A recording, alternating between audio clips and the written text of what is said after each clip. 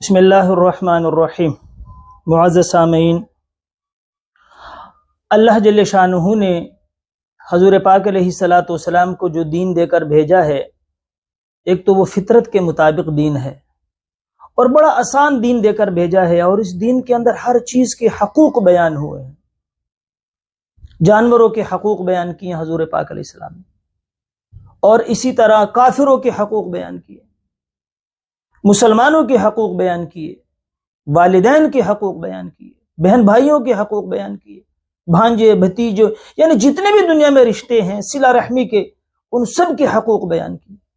اور حضرت علی رضی اللہ عنہ کو فرمایا، علی میں تمہیں اولین اور آخرین کے اخلاق نہ بتاؤں؟ جتنے انبیاء حضرت آدم علیہ السلام سے لے کر مجھ تک آئے، ان سارے نبیوں کے اخلاق کا خلاصہ نہ بتاؤں تمہیں؟ تو حضرت علی رضی اللہ عنہ نے کہا، یا رسول اللہ کیوں نہ؟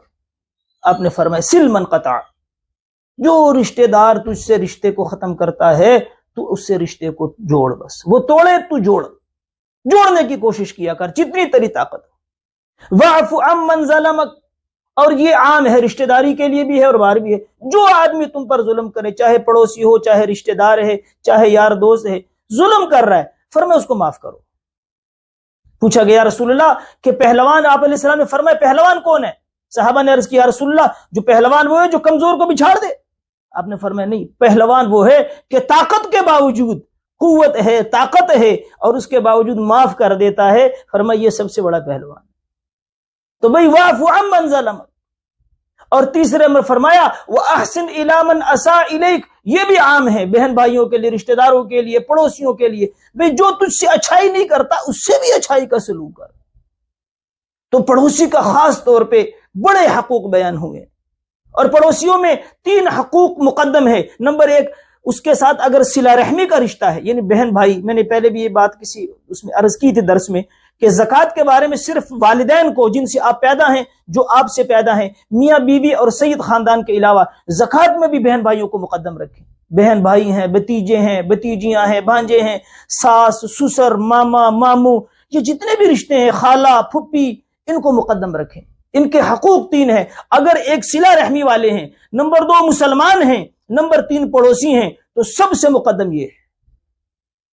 لیکن فرمایا کہ اگر ایک پڑوسی آپ کا مسلمان ہے اور پڑوسی ہے لیکن اس میں صلہ رحمی نہیں، اس کو دوسرے نمبر پہ رکھا، اور ایک ایسا پڑوسی بیان ہوا کہ مسلمان بھی نہیں ہے اور اس کے ساتھ صلہ رحمی بھی نہیں ہے، یعنی کوئی رحمت کا رشتہ داری بھی نہیں، خون کا رشتہ بھی نہیں، مسلمان بھی نہیں، صرف پڑوسی ہے اور ہے کافر مشرک، فرمایا اس کا بھی خیال رکھو۔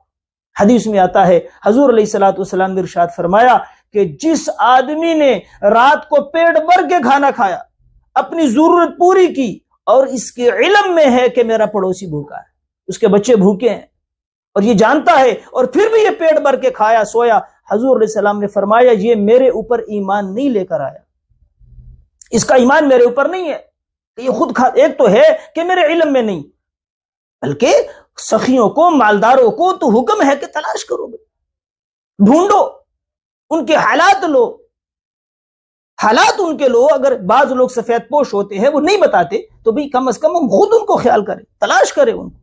تو فرمایا اس کے علم میں ہے یہ بات کہ یہ بیچارہ بھوکا ہے اور اس کی ضرورت ہے، اور یہ خود اپنا، ایک تو ہے کہ میں بھی مجبور ہوں، میں اس کے لیے پھر دعا کر سکتا ہوں، لیکن اگر میری طاقت ہے اور میری استطاعت میں وہ چیز ہے، اس کے باوجود وہ بھوکا سویا ہے، اس کے بچے بھوکے سوئے ہیں، اور میں نے پیٹ بھر کے کھانا کھا لیا، حضور علیہ السلام نے اس سے سخت وعید کوئی نہیں فرمایا کہ یہ میرے اوپر ایمان نہیں لے کر آیا۔ کیا مطلب؟ مسلمان ہی نہیں ہے یہ۔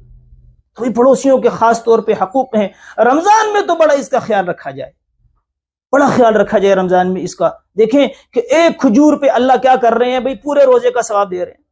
آپ نے فرمایا من فطر علی الصائم، جس آدمی نے کسی روزہ دار کو روزہ افطار، تو فطرہ کے عربی میں معنی ہوتے ہیں پیٹ بھر کے کھلانا۔ تو صحابہ نے کہا یا رسول اللہ پیٹ بھر کے تو ہمارے پاس کھانے کو کچھ نہیں، ہمارے پاس کھانے کو کچھ نہیں ہے، تو پیٹ بھر کے ہم کیسے کھلائیں؟ آپ نے فرمایا بھئی پیٹ بھر کے موقوف نہیں ہے، یہ اجر و ثواب تو اللہ پاک کیا کر دیتے ہیں کہ ایک آدمی نے روزہ رکھا، آپ نے اس کو ایک کھجور کھلا دی، اللہ کے لیے خندہ پیشانی کے ساتھ کھلائی، اس کھجور کے ساتھ اس کا روزہ افطار کروایا، فرمایا جتنا اجر اس کو صبح سے رات تک روزہ رکھنے کا ملا، اتنا ہی ثواب تمہیں اس کھجور پر مل گیا۔ ایک گلاس پانی پلا دیا، ایک گلاس دودھ پلا دیا کسی کو، تو اس پر بھی اللہ پاک یہ اجر و ثواب عطا فرمائے. لیکن یہ صرف رمضان کے اندر نہیں ہے کہ ہم رمضان کے اندر زندگی کا پڑوسیوں. اللہ پاک عمل کی توفیق عطا فرمائے.